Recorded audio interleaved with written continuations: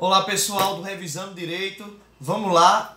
Tinha prometido para vocês no vídeo anterior que a gente ia falar agora sobre o rol sucessório, né? Vamos falar então do artigo 1829, que vai dizer assim o rol sucessório. Qual é a ordem de sucessão?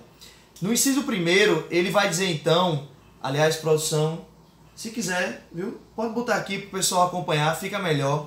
O artigo 1829 vai dizer o seguinte: a sucessão legítima defere-se na ordem seguinte: aos descendentes em concorrência com o cônjuge sobrevivente. Calma lá, professor, calma lá, que misturou um bocado de coisa aí, eu preciso entender. Veja só, no Brasil existem vários tipos de regime de casamento. Isso é um assunto para uma outra aula de direito de família que eu terei todo o prazer de passar para vocês. Porém, eu preciso dizer para vocês que o regime supletivo, né, de regime de casamento é o regime da parcial de bens. É aquele que o legislador diz o seguinte: se você não escolher o regime, a gente escolhe para você. Esse regime ele diz o seguinte: tudo que for conquistado, que for comprado, adquirido na constância do casamento, esses bens irão se comunicar. Então os cônjuges terão aquele bem de maneira conjunta. Se você adquirir uma casa durante o casamento, ambos terão 50% daquele bem. Por isso que vamos chamar os bens de particulares, aqueles bens que você adquiriu antes da constância do casamento, ou até mesmo, no caso do regime de parcial de bens, os bens adquiridos por herança. Portanto, os bens particulares são aqueles que não se comunicam com o cônjuge. Pessoal, vamos dar um exemplo para ficar mais claro. Se você antes de casar comprou um carro, esse carro para fins de divórcio, ele não entrará na divisão do divórcio. Mas para sucessão, esse bem será caracterizado como bem particular. O que é que significa, professor? Se o carro foi comprado na constância do casamento, esse bem é comum, então o cônjuge sobrevivente ele é o quê? Meeiro. Significa que ele detém 50% daquele carro. Nesse caso, o cônjuge sobrevivente ele não vai mais entrar no rol sucessório, ok? Porque esse não é um bem particular. Contanto, se ele for um bem particular, ou seja, você adquiriu o carro antes da constância do casamento, nesse caso é a hipótese do inciso 1º do 1829. Porque esse sim é um bem particular e nesse caso o carro será dividido igualmente entre o cônjuge sobrevivente e os descendentes. Então, se você tiver 2 filhos e um cônjuge sobrevivente, aquele bem que é particular será dividido em 3 partes iguais, 1/3 para cada um. Então, a primeira hipótese do inciso 1º, ele vai dizer assim, ó: se você for casado no regime de comunhão universal de bens, o regime do amor. Por que ele é um regime do amor? Porque tudo que você tiver vai ser dividido com o seu cônjuge.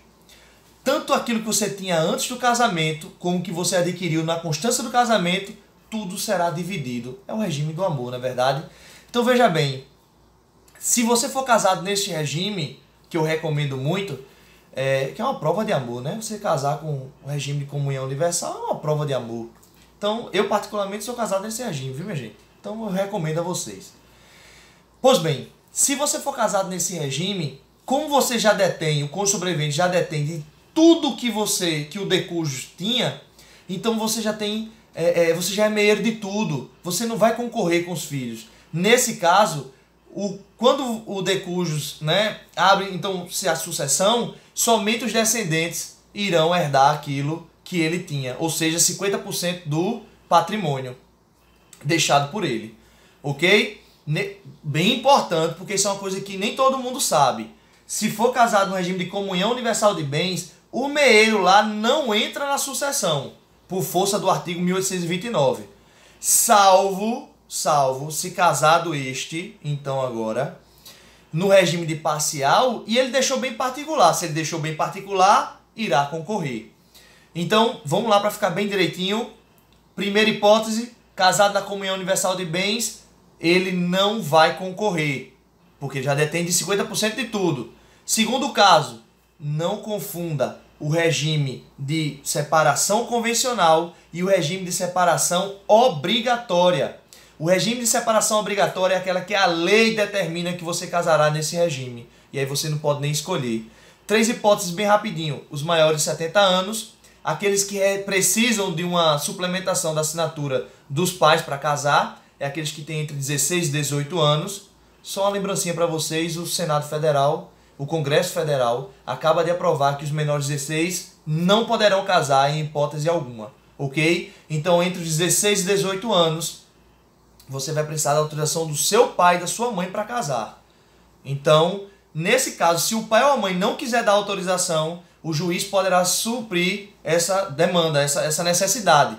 E aí, nesse caso, você é obrigado a casar no regime obrigatório, de separação obrigatória de bens. E a última hipótese disso é que se você tiver nas hipóteses de suspensão do casamento. O que significa isso? Bem rapidinho.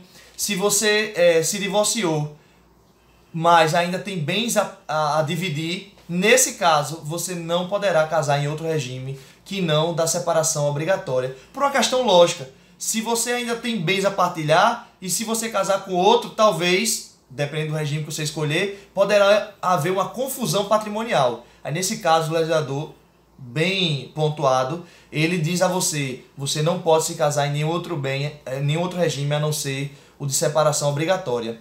Então nesse caso você não poderá concorrer com os filhos, o cônjuge sobrevivente. E em último caso, se você casou no regime de parcial de bens e tiver deixado bens particulares. Nesse caso, se tiver deixado, naquele exemplo que eu dei, um bem particular, nesse caso você irá concorrer com os descendentes. Ok? Pessoal, é um pouco complexo esse assunto, mas se você tiver alguma dúvida, deixa nos comentários aqui que a gente vai tentar tirar suas dúvidas. Talvez se a gente for exaurindo o assunto com os outros descendentes, aliás, os outros herdeiros, a gente consiga dirimir um pouco sobre a questão dos descendentes. Vamos para o próximo vídeo, que a gente vai falar sobre agora os herdeiros, que são os segundos da linha sucessória, os ascendentes, ou seja, os seus pais, que também irão concorrer com o cônjuge, só que dessa vez, independentemente de regime de casamento, ele irá concorrer de todo jeito. Tá certo, pessoal? Se você gostou aí, dá um joinha aí pra gente ajudar a fazer cada vez mais vídeos. Tá ok? Muito obrigado e vamos pro próximo.